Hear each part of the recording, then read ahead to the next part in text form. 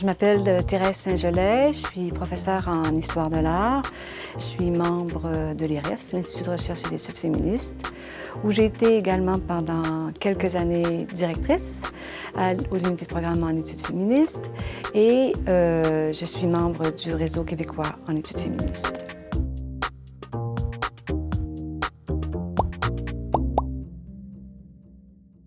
L'histoire de l'art, on y voit évidemment l'histoire des artistes, de leur production. Ça peut autant vouloir dire de la peinture, de la sculpture, plus récemment de l'installation, de la performance. Préférablement, dans l'histoire plus classique de l'art, on y voit les artistes hommes, mais voilà qu'avec le travail de certaines profs, de certaines historiennes maintenant, l'histoire de l'art des femmes et l'histoire de l'art féministe est aussi présente dans le corpus.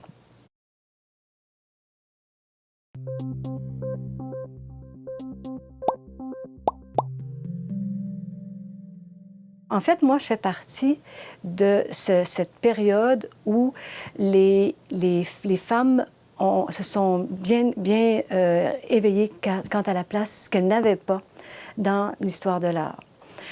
Comme j'ai fait mon bac il y a bien longtemps, jamais on parlait des femmes artistes dans les cours, mais vraiment exceptionnellement. Des gros canons, peut-être comme Louise Bourgeois, quelqu'un que vous devez connaître.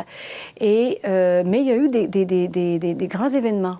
Comme à un moment donné, à Washington, il y a eu une grande expo qui s'est appelée Femmes peintres 1550-1950 par Linda Nochlin et Anne Sutherland Harris également.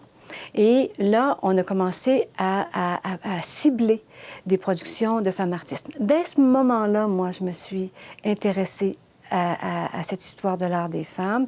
Alors, j'avais cette tendance un peu obsessive de vouloir faire mes travaux sur des femmes artistes non connues. Parce qu'il y avait tout ce nouveau vent de fraîcheur qui avait amené les femmes artistes maintenant à être considérées dans l'histoire de l'art. Il y a quelqu'une qui s'appelle Griselda Pollock, dont peut-être vous avez entendu parler déjà, qui, elle, a beaucoup travaillé sur l'idée du canon en art et en histoire de l'art et comment le canon était déterminant pour désigner qu'est-ce qui était une bonne œuvre et qu'est-ce qui n'était pas une bonne œuvre.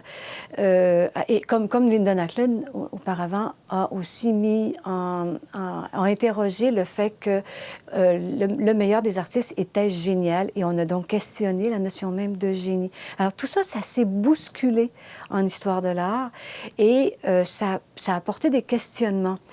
On aurait pu se dire, par exemple, tiens, en histoire de l'art, le féminisme va voir à trouver de nouvelles femmes impressionnistes, de nouvelles femmes surréalistes, de nouvelles femmes dadaïstes, par exemple, ou postmodernes. Postmoderne, ça se pose un peu moins.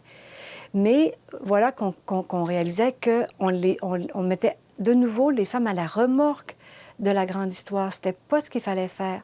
Alors là, on s'est questionné justement sur les fameux canons et aussi sur comment penser, écrire une nouvelle histoire de l'art. Et pas simplement une histoire de l'art des femmes, mais une histoire féministe de l'art. Et ça, c'était la partie la plus difficile parce qu'on remettait tout en question.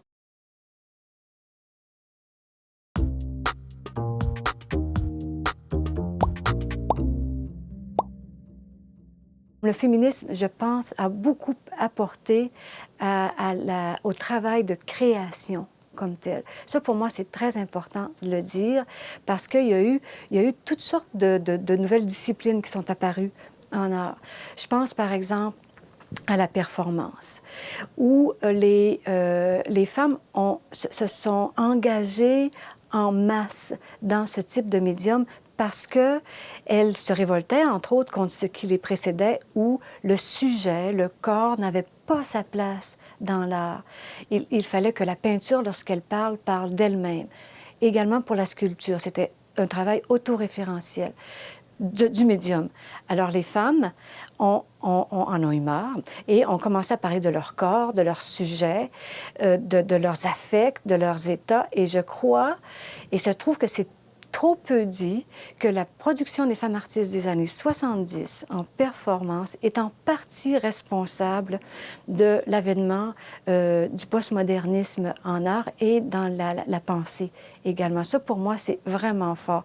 Il y a eu des femmes artistes qui ont fait des œuvres où on ciblait des lieux dans une ville, par exemple, où il y avait des viols. Ça, c'était pas possible de penser comme ça auparavant. C'était vraiment des œuvres fortes, là, qui vont mettre l'accent sur le caractère fluide, mouvant des identités.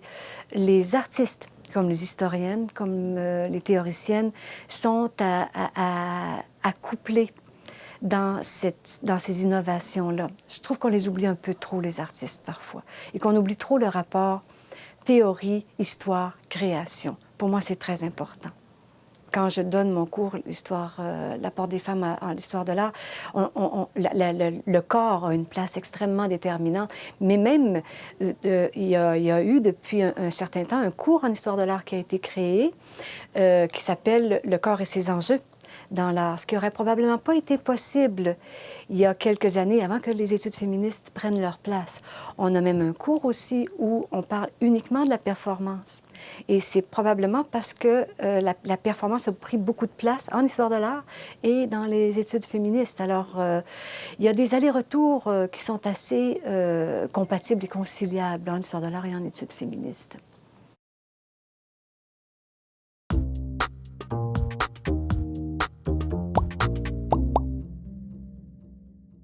Il y a beaucoup de femmes en histoire de l'art. Hein? Il fut un temps où il y avait beaucoup de femmes dans les classes et que les hommes se retrouvaient dans les postes de professeurs. Voilà que ça se transforme maintenant et qu'il y a vraiment beaucoup de femmes professeurs et qu'il y a beaucoup de femmes qui enseignent avec des points de vue, des postures féministes. Certaines le font de manière plus avec un féminisme de type sociologique. Moi, je mettrais beaucoup plus l'accent sur l'analyse des œuvres, par exemple.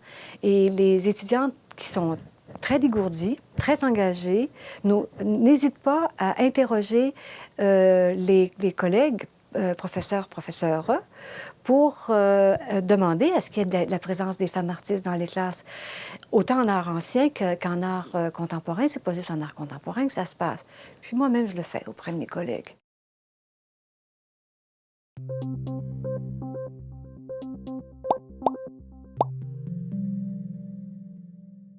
Les seules résistances que j'entrevois, et elles ne proviennent pas simplement de mes collègues, je pense qu'elles proviennent d'autres collègues et disciplines, c'est-à-dire que lorsque l'on évoque l'idée de faire une analyse qui convoque le point de vue situé, ça ramène toute une dimension à leur avis qui est de nature personnelle, trop subjective, qui n'aurait pas sa place dans l'histoire de l'art.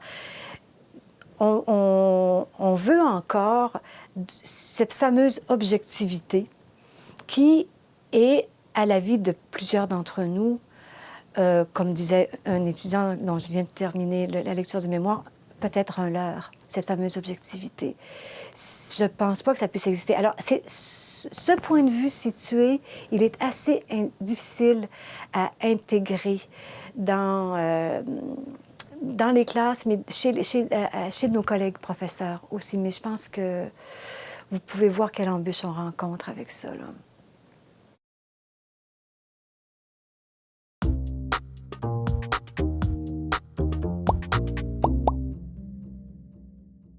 L'intersectionnalité n'a pas une si grande place en histoire de l'art.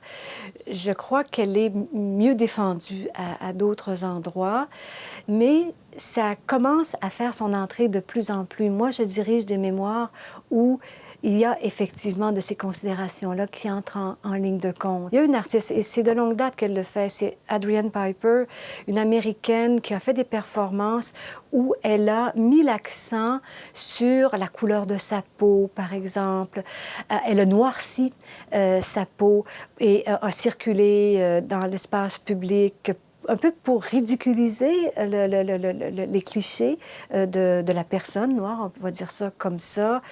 Il y a aussi une artiste, c'est vrai, sur laquelle j'ai travaillé, qui s'appelle Eleanor Hunting, une performeuse américaine, qui, elle, joue sur l'idée de s'auto-représenter et sur le geste, en fait, de s'auto-représenter. Et un jour, elle est devenue une grande ballerine. Alors, elle s'est nommée Eleonora Antinova. Et un autre jour, elle est devenue une grande ballerine noire.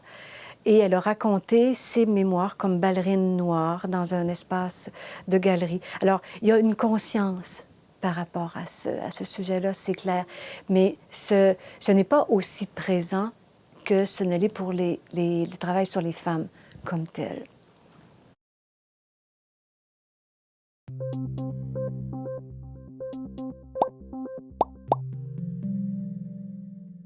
Je trouve souvent qu'il est malheureux que théorie et création soient divisées.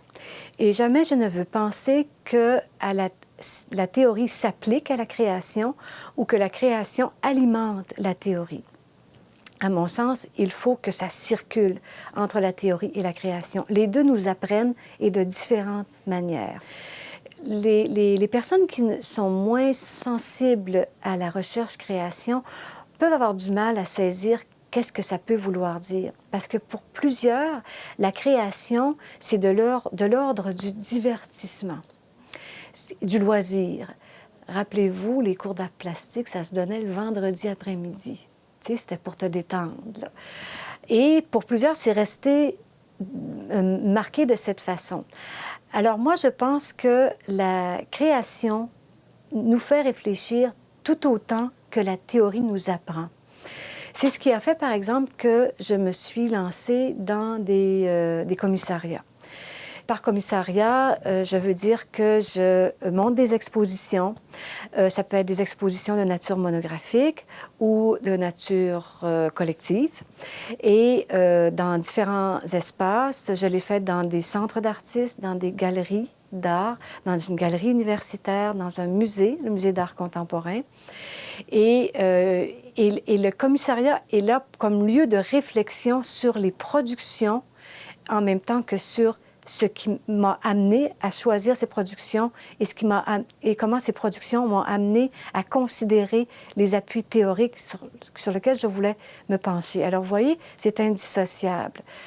C'est comme ça que j'ai fait donc l'exposition Loin des yeux, près du corps à la Galerie de l'UQAM, où je voulais évoquer l'appel des affects, du corps et ses liens avec ce qui se disait sur le plan théorique. C'est comme ça que j'ai fait aussi l'exposition Gadamer au Musée d'art contemporain, qui était une exposition assez spectaculaire à mon sens, où il y avait à la fois un travail de broderie, mais qui cachait des scènes pornographiques. Ça pouvait susciter certains débats. Alors, c'est peut-être difficile pour vous de saisir comment ça se présente au plan théorique, mais imaginez que ça ne se monte pas tout seul, une exposition, là. On ne prend pas n'importe quel artiste. Il faut aller visiter des ateliers, il faut choisir les œuvres, il faut qu'elles débattent ensemble, ces œuvres. Il faut dégager ce qui en fait des objets critiques par rapport à l'art et à l'histoire de l'art également. Alors, vous voyez, c'est ce genre de projet-là de recherche qui m'intéresse.